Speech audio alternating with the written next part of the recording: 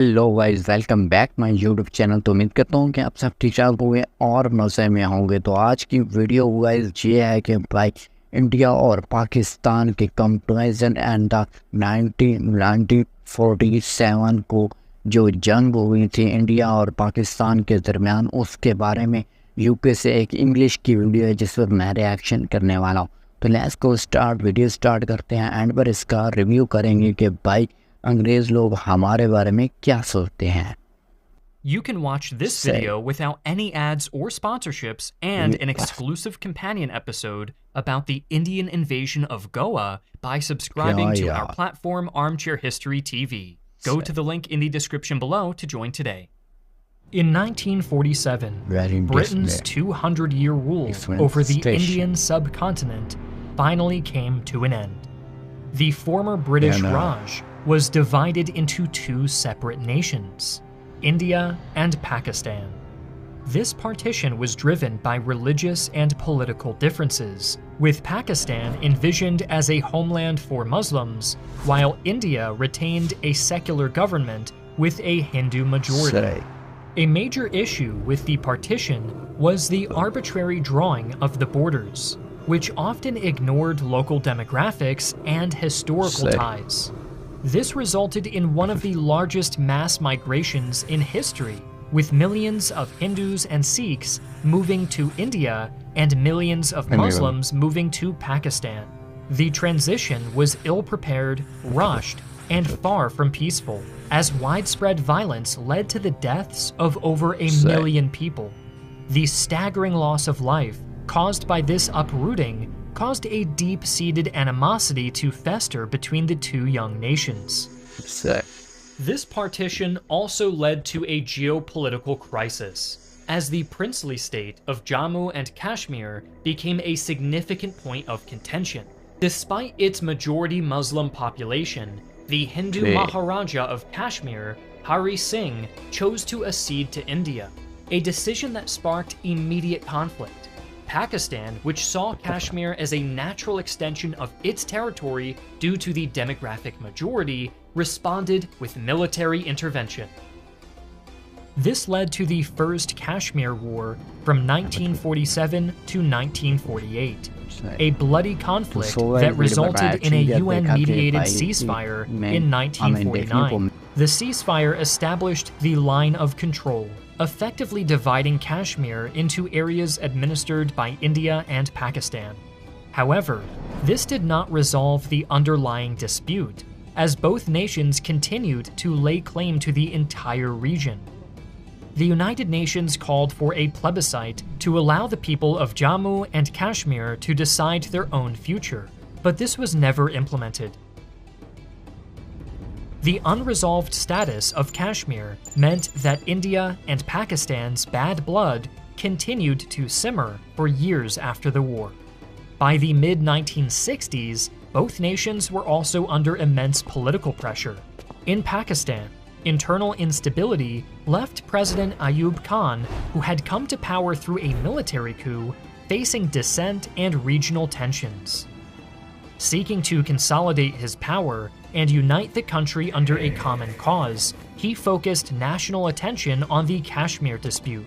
For India, Prime Minister Lal Bahadur Shastri aimed to assert the nation's sovereignty and respond firmly to any threats, especially in light of the recent Chinese invasion in 1962, which had left the country on high alert. The international situation further complicated things, as the Cold War saw both India and Pakistan seeking support from global superpowers. Pakistan was allied with the United States and received military aid through agreements like SEATO and CENTO. Meanwhile, India, after its war with China, leaned toward the Soviet Union for military support. These alliances meant that the Kashmir issue was no longer a local conflict, but a new flashpoint in the Cold War, with both superpowers closely monitoring developments in South Asia. Tensions finally reached a breaking point in August of 1965, when Pakistan launched Operation Gibraltar. This plan was to infiltrate Jammu and Kashmir with trained guerrillas to incite an insurgency against Indian rule. Pakistan's leadership believed that an uprising in Kashmir would force India to negotiate the status of the region. However, the operation did not go as planned. The Kashmirs did not rise in revolt as expected, and Indian forces quickly discovered the infiltrators, engaging them in heavy fighting all throughout August. I'd like to thank the sponsor of today's video, World of Warships Legends, a massive multiplayer free-to-play console game for naval battle enthusiasts available on PlayStation and Xbox. Choose from a huge array of historically accurate destroyers, cruisers, battleships, and aircraft carriers, and jump straight into the action. Game control is easy, but unlike other fast-paced FPS games, success depends on sound strategy and thoughtful decision-making. Enjoy intense battles on maps adapted for swift engagements, as well as a wide variety of PvP engagements, with over 8 million players worldwide. For a limited time, experience this summer's most exciting game crossover as World of Warships Legends meets the Star Trek universe. From now through August 4th, find out how your favorite Starfleet captain might fare if they went back in time to command a warship from Earth's history.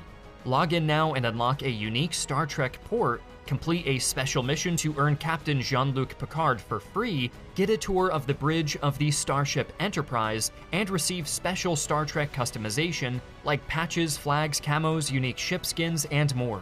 Newcomers will also receive an American Tier 3 premium battleship, the USS Arkansas, the German Tier 3 cruiser Karlsruhe, 7 days of premium account, 5 common crates, 10 red, white, and blue camouflages, and 10 hunter camouflages. Use our link in the description and sign up for World of Warships Legends today.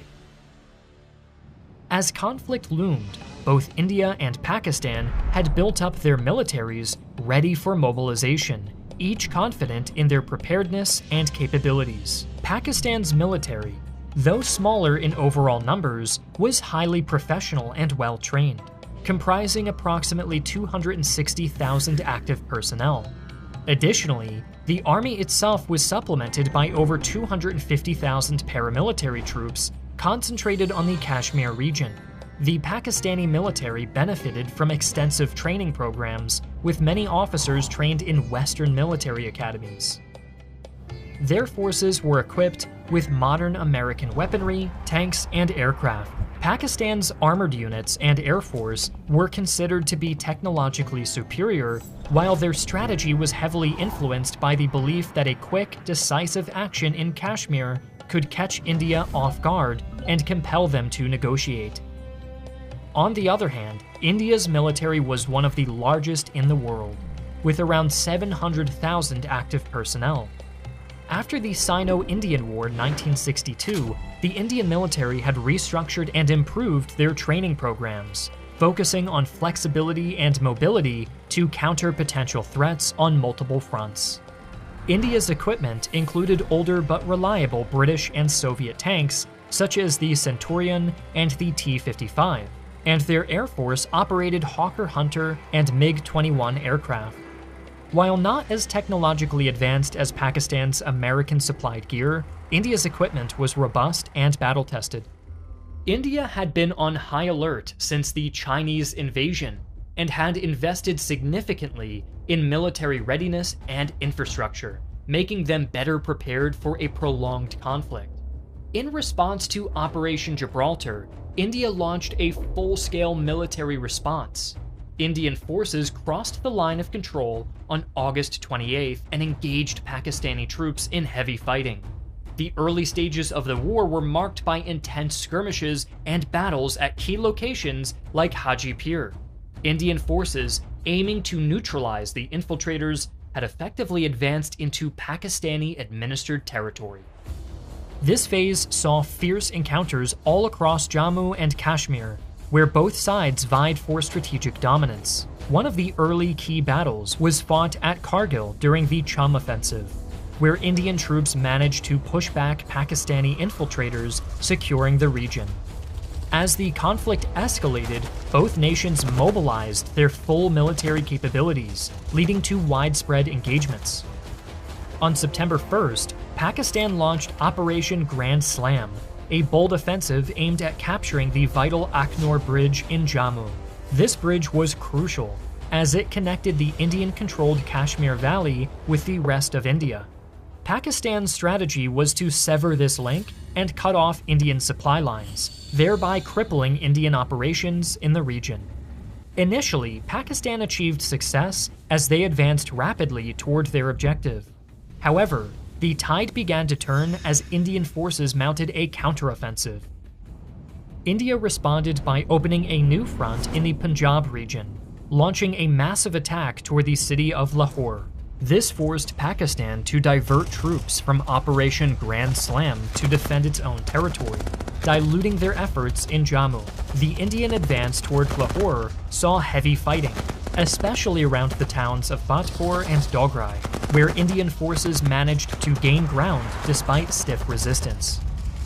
Conditions faced by infantry on both sides were grueling.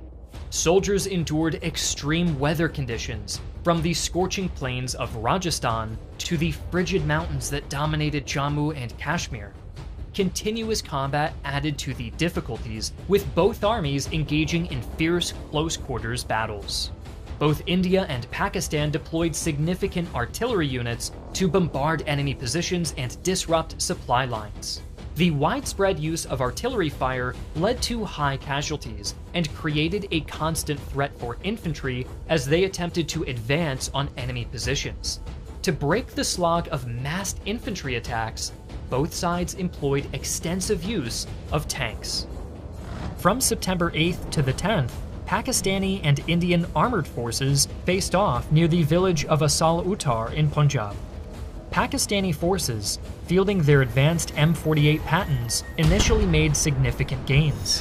However, Indian forces, using strategically defensive positions alongside their own Centurion and Sherman tanks, managed to halt and eventually repulse the Pakistani advance.